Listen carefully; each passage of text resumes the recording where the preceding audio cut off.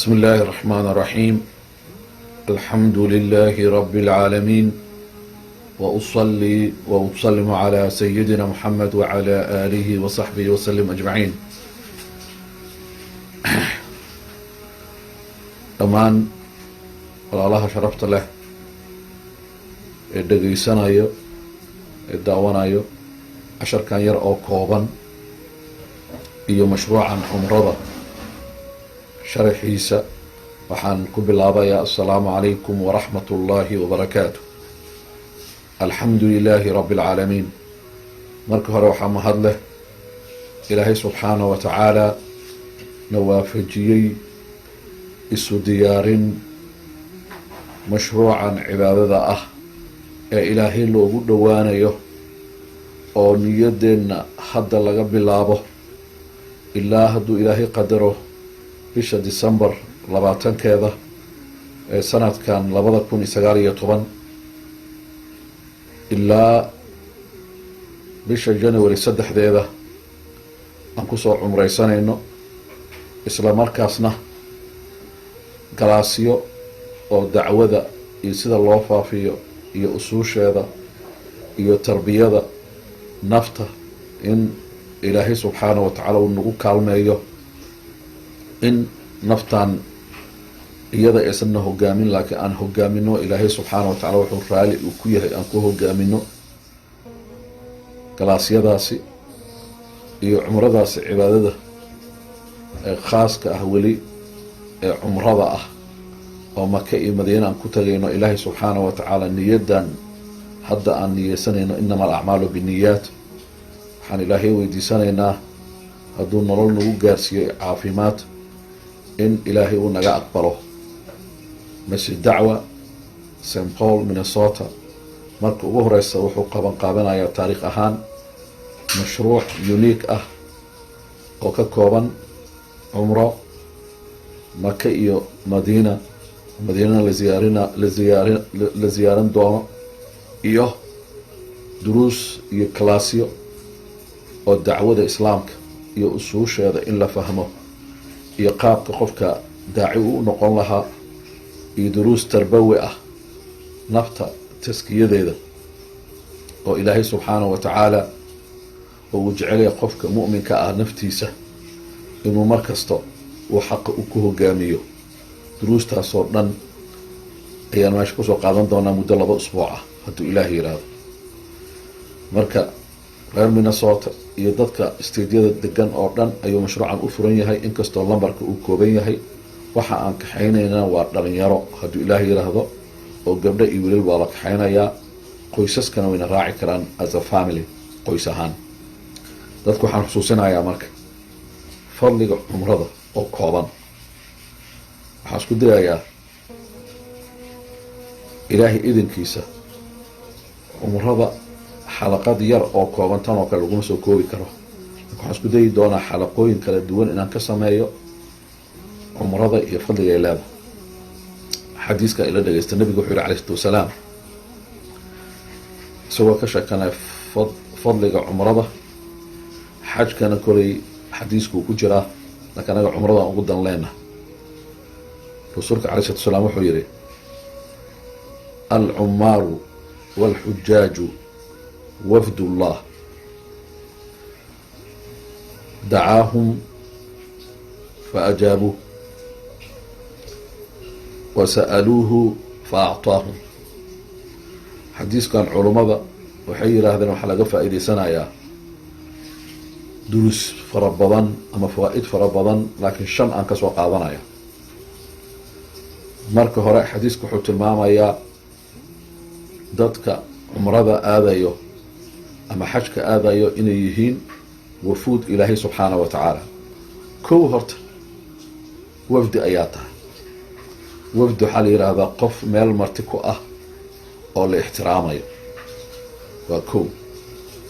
hadda haddii marti inala joogto gobolka Minnesota oo annaga ay marti oo noo yihiin, martidaasi meel gooniyaan geynaynaa, raashin gooniyaan u samaynaynaa, si gooniyaa loo ixtiraamayaa, si gooniyaa loo soo dhaweynayaa ilaa ay ka baxaan.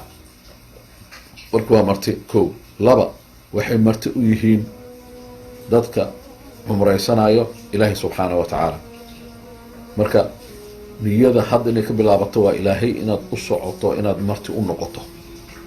waxaan ilaahay marti u noqdo oo keliya laba sifaa marti khaas loogu noqdaa. waa marka xaaji aad tahay oo xajka aad u socoto, iyo markaad maaragtay cumrada aad u socoto. waa labo. marka ilaahay ayaad wafdi u tahay. marka qof ilaahay wafdi u ah dhib ma arkayo. malaa'ig ayaa la socoto intuu joogoo dhan ilaa uu kasoo laabanayo. qofkaasi wuxuu lahaanayaa xurmo khaas ah. 3, xadiiska waxaa laga faa'iidaysanayaa in ilaahay subxaana wa tacaala amarkiisa aan ajiibnay. xadiisku wuxuu leeyahay ilaahay ayaa u yeeray, way u tageen. xadiisku wuxuu leeyahay dacaahum, ilaahay baa u yeeray fa ajaabuuh, markaasi way ajiibeen. marka ka waran qof ilaahay u yeeray oo meeshu ugu yeeray ilaahay ugu tegay, ilaahay ma hoojinayo. taasna waa 3. tan kale waxaa kaloo cajiib badan, wuxuu leeyahay wasa'aluuhu, ilaahay ay u tageen ee wax weydiisteen, fa actaahum, ilaahayna waa siinaya.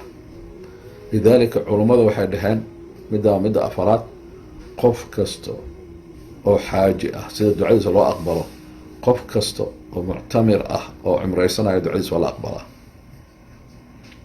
nin ayaa isagoo shalal qabo wuxuu u niyeystay cumrada, ilaahay subxaana wa tacaala cudurkaasi shalalka ilahay inu ka caafiyo.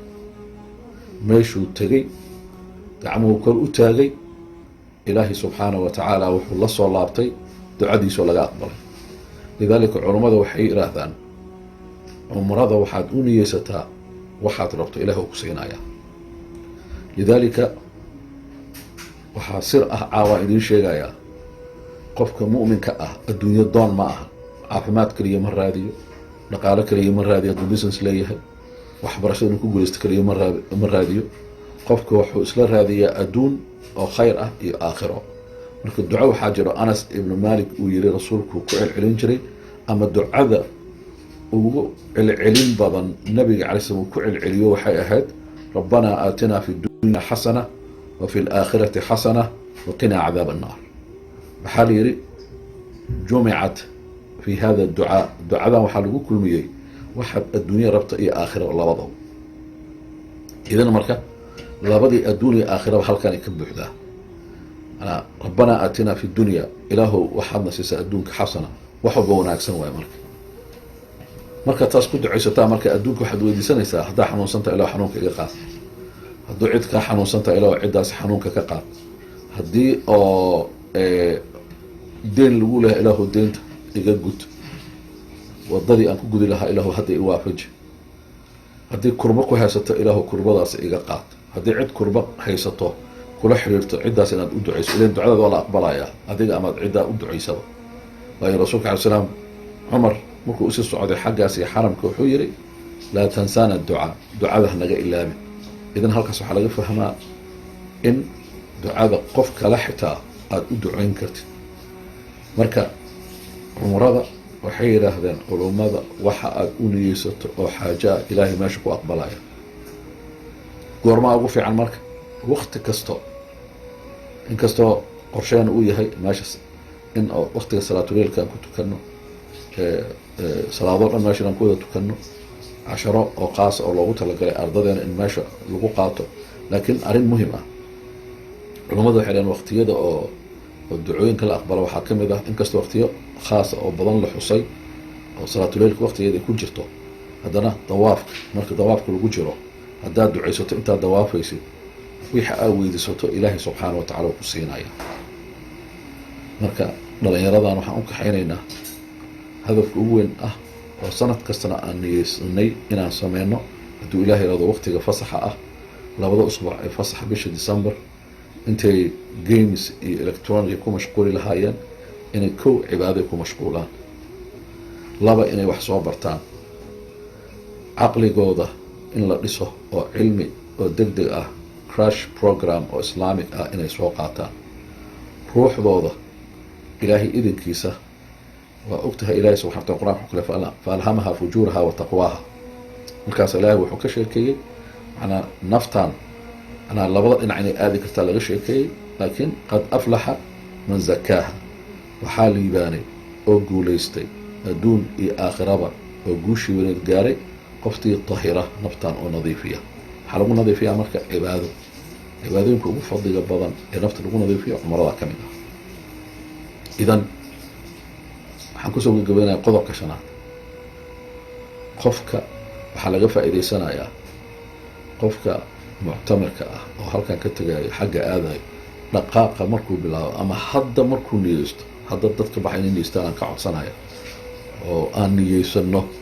hadda markuu niyeysto isu diyaarinayo, naftiisa uu diyaarinayo, dhaqaalaha uu urursanayo, dollar kasta uu bixinayo, ilaa uu ka soo laabto waxaa xasanaad, waxaan ujeedaa sakanaadkiisa markuu aamusan yahay, markuu hadlayo, intuu isdiyaarinayo o dhan, markuu xagga uu tago, intuu joogo, markuu soo laabto, intuu soo socdo, intaba sakan kasto xasanaad ayaa u socda. waa cajaa'ibta cumrada ay leedahay. lidaalika culummada waxay yidhaahdeen waa fursadda qofka ugu qaniimo badan xasanaadka uu ku kororsan karo, laakiin waa niyadu waa inuu hadda bilaabaa. wiilasha iyo gabdhaha baxayo hadda in loo sharxo oo loo sheego, cajiladan saasaan ugu sharxayaa, in ay niyeystaan isu diyaarintaasi oo keliya ajar iyo thawaab ayaa socdo. waayo xadiiska nabiga alay slam wuxuu ahaa qofkii xasano niyeysto waa loo qorayaa xitaa hadduusan samaynin. idan dii qofka isagoo xagga joogo uu ku dhinto, xadiis ayaa jiro oo waqtiga nabiga alay salaam ninkii ratiga ka dhacay isagoo xaaji ahaa oo dhintay. ilan xajka iyo cumrada meeshi iyo qaabka iyo meelo badan ay isaga dhow yihiin. qofkii ku dhintay isagoo cumraysanayo waxa waaye yubcathu mulabiya, xadiiska saasuu leeyahay, waxaa lasoo saarayaa isagoo labayk allahuma labayk labayka laa shariika lak ina alxamda wاlnicmata laka wاlmulk laa shariika lak. ka waran hadalkaas quruxda badan ayaa lagula soo saarayaa maalinta qiyaamaha. marka qofka xarakaadkiisa intuu nool yahayna xasanaad ayaa u socdo. hadduu saas ku dhintana min ahli ljanna waaye. ilaahana waafajiyo. ilaahay subxaanah wa tacaala ficilkan cibaadada iyo cilmiga ah annaga iyo dhallinyaradan iyo qoysaskeenna inaan baxno ilaahana waafajiyo. niyadaas ilaahay noo aqbalo, ilaahana gaarsiiyo anagoo caafimaad iyo nolol. socodkana ilaahay khayr iyo sahal ilaah noogu dhigo. soo laabashadana sahal iyo khayr ilaah ka dhigo. wixii faahfaahin ah lambarka meesha aan kusoo qorayo ee la soo xiriireysaan iyo emailka. si qof walba diiwaangelinta way bilaabatay, dad ayaa isqoray, qoysas ayaa isqoray. markaan gaarno lamarkaan rabnay waa joojinaynaa, waana iclaaminaynaa insha allah inuu istaagay. wasalaamu calaykum waraxmat ullaahi wabarakaatu.